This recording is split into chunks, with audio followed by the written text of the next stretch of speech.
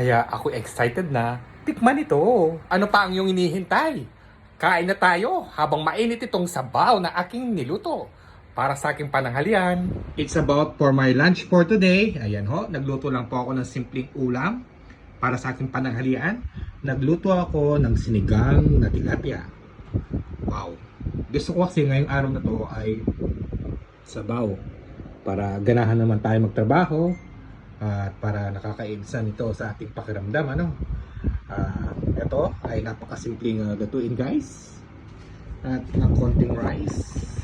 Pinirito ko muna yung tilapia kasi gusto ko talaga kapag ako'y nagsisigang ng isda, gusto ko pipirituin ko muna yung isda. At tapos lalagyan ko lang ito ng bawang, sibuyas, luya. Ang tanging mga gulay na nilagay ko kundi yung kamatis, okra, labanos, kangkong at eggplant.